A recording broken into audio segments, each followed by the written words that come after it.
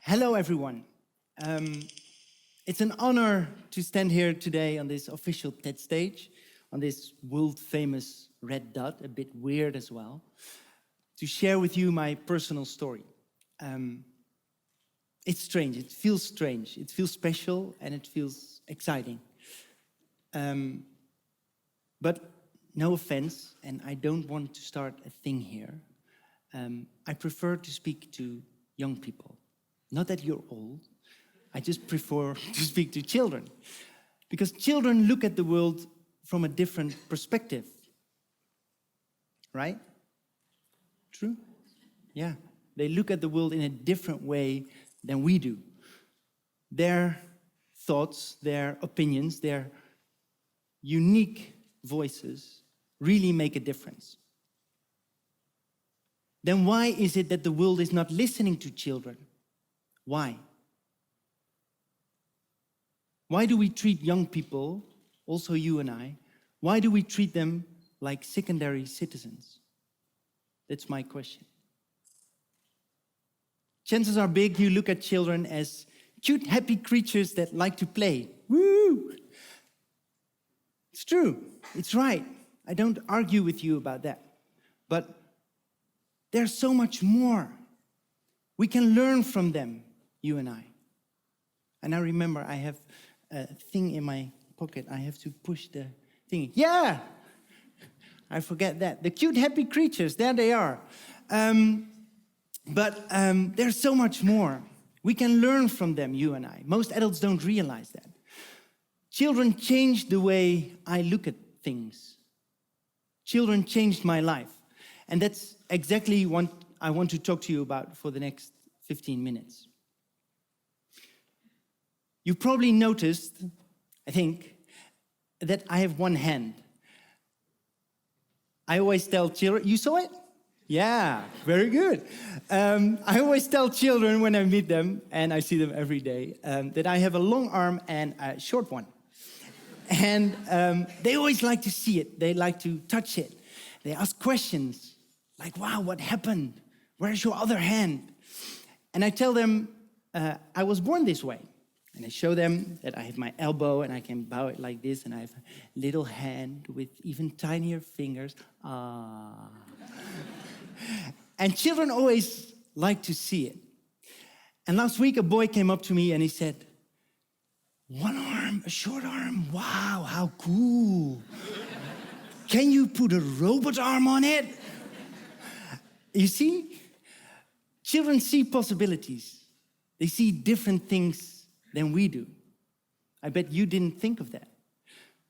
And that's exactly why we adults are handicapped. Our minds are too narrow.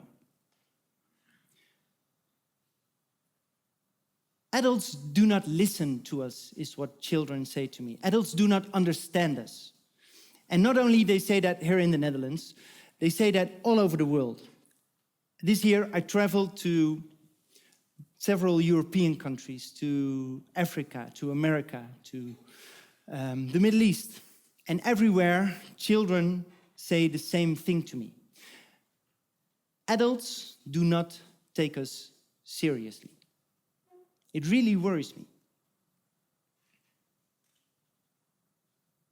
I think they should listen to us because we might have ideas that they don't have. Children often have another perspective, and which can be better or worse, but it's always different. They think they're older and their opinion is better than our opinions. Well, it makes me feel kind of concerned because children have their own opinions and their own ideas, and I think they should be heard. They should listen to children because they have as important ideas than adults have. Just to take the moment to sit down and really talk to us and listen to us. Nothing to add there. That's what regular children have to say. I'm a reporter from the Netherlands. People here in the audience probably know me as the famous reporter for the Dutch children's news, Jeugdjournaal. I was a host there for over 10 years. Not anymore. I worked in the Netherlands. I met hundreds, maybe thousands of children. And each and every one of them surprised me, made me laugh, made me think. But that was here in the Netherlands. And as you probably know, there are also a lot of children in other countries. Really. But we don't hear them.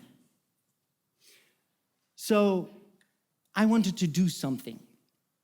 And I was thinking about it. But I'll give you an example first.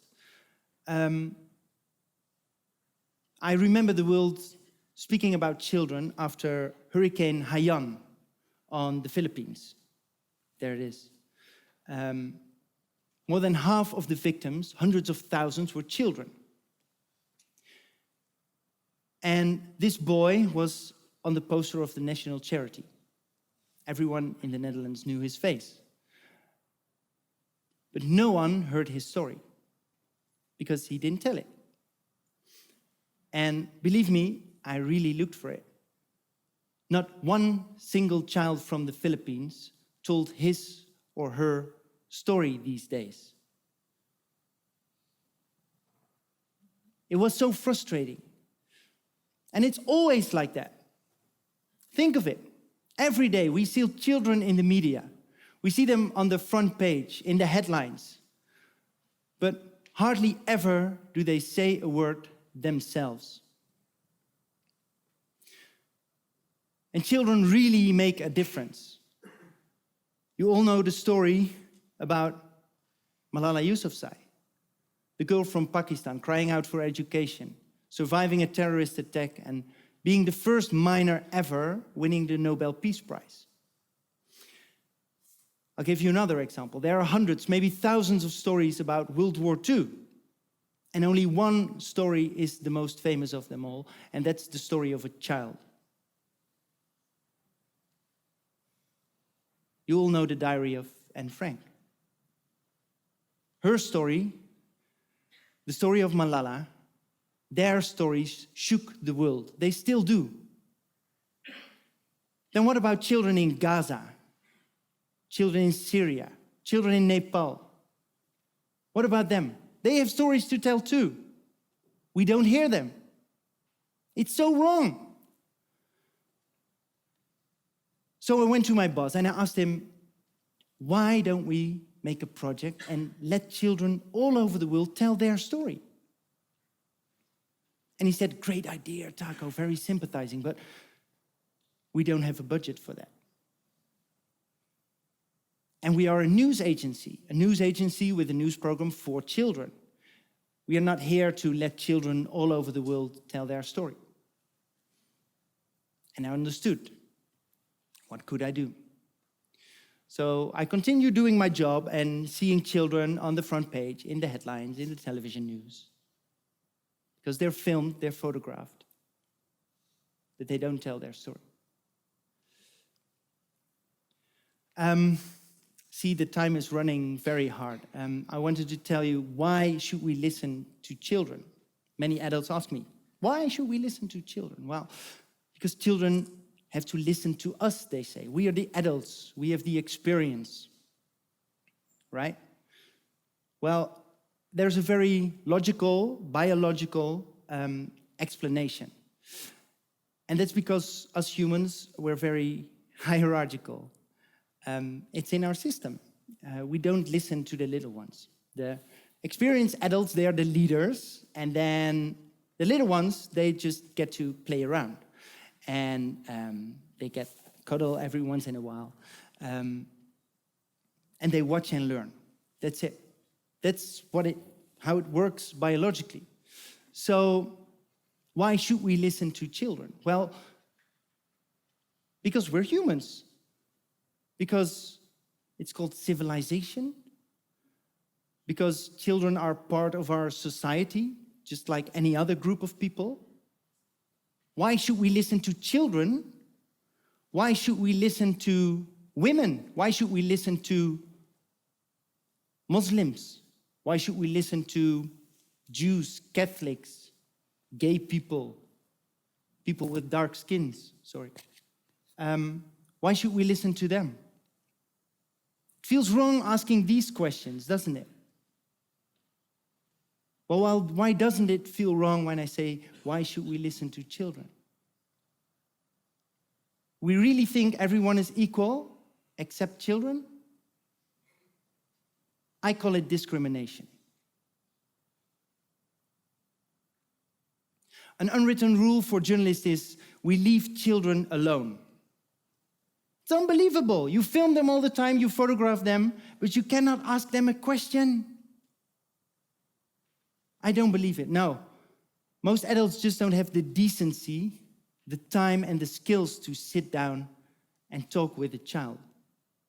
And most adults speak to children like this, standing up, talking down to them, literally looking down on them, have children looking up to them.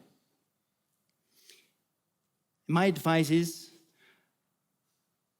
just get down, sit down, take some time, take some rest, speak to the children. What I always do is I get on my knee. I get to their level. I look them in the eye and ask them, what do you think about something? What do you want to share? What's your story? And sometimes I even turn it around. I say, what would you do in my situation? And I'm always surprised what they come up with. So my point is, if you get down, get to another level, get out of your comfort zone, you look at the world from a different perspective. So I tried to convince my bosses about the importance of listening to children. Unfortunately, it was a battle I could not win. And then everything changed in December 2013, when I went to the funeral of Nelson Mandela in South Africa. I was not allowed to go there for my work. This is not there, by the way. This is another picture. I was not allowed to go there for my work, so I took a week off. And I went there as a freelance journalist to speak to children.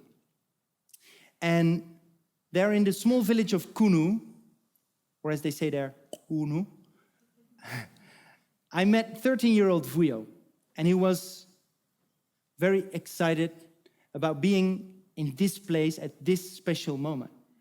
And he touched me with his enthusiasm, with the sparkles in his eyes. I feel awesome, just awesome. Just to be here, gives me that, vibe, Like you to actually think I could be here helping with preparations of Nelson Mandela, that person, Nelson, the father of the nation. I think he waved back.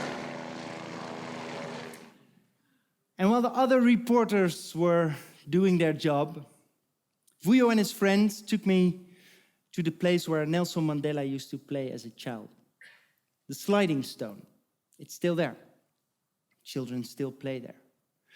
Nelson Mandela later said that his time here as a child was the happiest time of his life.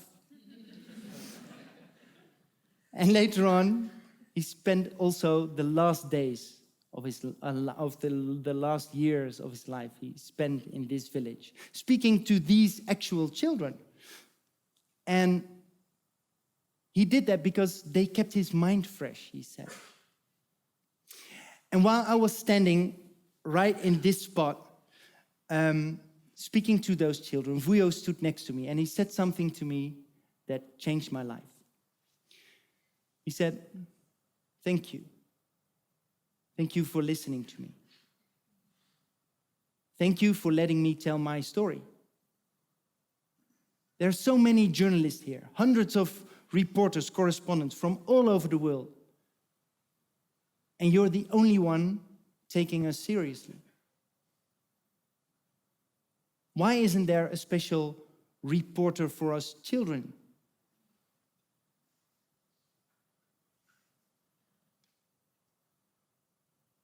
And when I realized what this young African boy said to me, I decided to quit my job.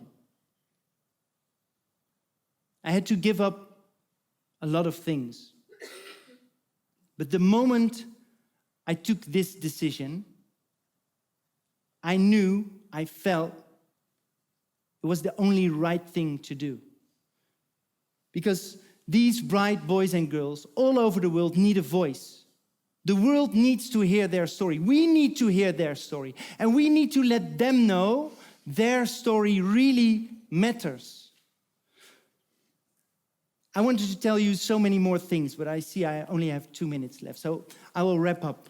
It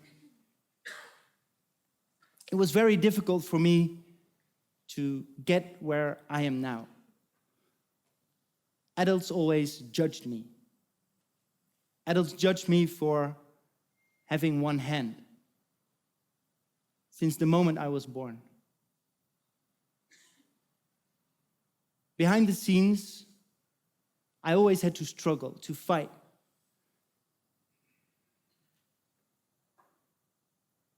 Adults judged me, but children didn't. They never did, they never do. Children don't judge. So that's why, I already said it in the beginning, I prefer to speak to children. It has always been like that. And it still is that way. I understand children and they understand me. And I really see it as a positive thing. I actually never really grew up. And now I can tell you about the importance of listening to children, about the difference they can make for you. I tell it to you, I tell it to big bosses of big companies. I tell them to bring in children to their boardrooms and discuss with them their issues. Because children, they bring in new ideas. And I tell it at meetings with doctors, teachers, lawyers, politicians. Listen to the children. And I started the Youth News Foundation to let these children all over the world tell their story. I will do everything I can to give these boys and girls a voice. This was Mohammed from Aleppo, living in a tented camp in Lebanon. I was there this summer. I really will do everything to make sure these children can tell their story. And you can do something as well. Of course, you can share this story, this idea, this video with everyone you know. Of course, you can support my work as a kids correspondent, but I'm not here to ask you that. I'm here to ask you only one question. And it doesn't matter if you're a politician, if you're a prime minister, I don't know if he's here, or a parent. It doesn't matter. My question to you is, please, get out of your comfort zone. Look at the world from a different perspective. Listen. Listen to the children. Thank you.